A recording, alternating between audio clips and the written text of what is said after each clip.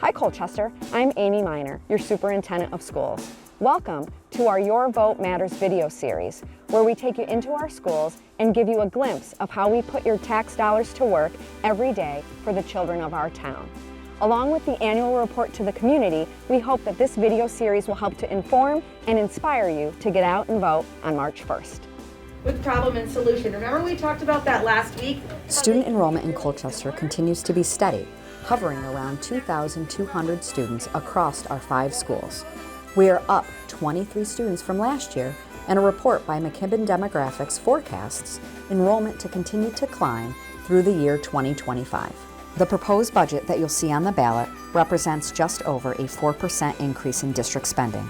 However, what you'll pay in taxes is estimated to go down by 0.537%.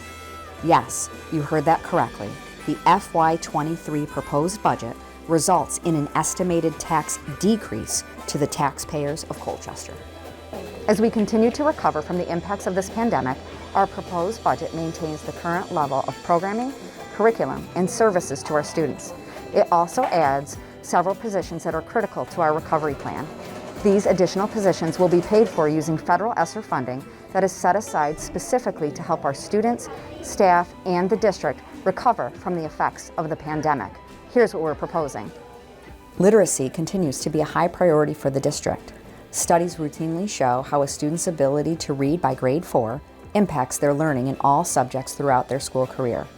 Mallets Bay School is our largest elementary school, but has fewer reading teacher resources than the other schools.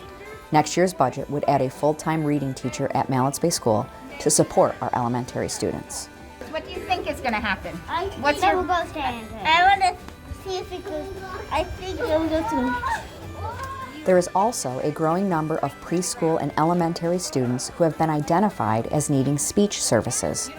Current staffing doesn't allow us to increase the number of students we can serve, so we have proposed adding an elementary speech-language pathologist to help us meet the growing needs of our students. Also covered through grant funding, we have proposed adding a social-emotional learning coordinator.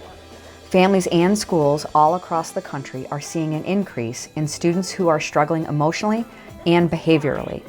The proposed SEL coordinator will oversee the development of a systemic, district-wide approach to proactively address the social, emotional, and behavioral needs of our students by training employees on SEL supports and teaching these important skills to students in all grade levels. It is important to note that all of these positions will be funded by federal grants that are specifically designated to aid in the recovery phase of the pandemic. As a district, we work hard to be fiscally conservative, and we know how important that effort is to our community. We continue to be one of the lowest per pupil spending districts in Chittenden County. In our next video, we'll hear from our very own students about why Colchester School District is a special place to learn and grow. Also, keep an eye out for our annual report to the community, which will be in your mailboxes soon. Mark your calendars to vote early by mail or in person at Colchester High School on March 1st. Please remember to vote no matter how you do it, because your vote matters.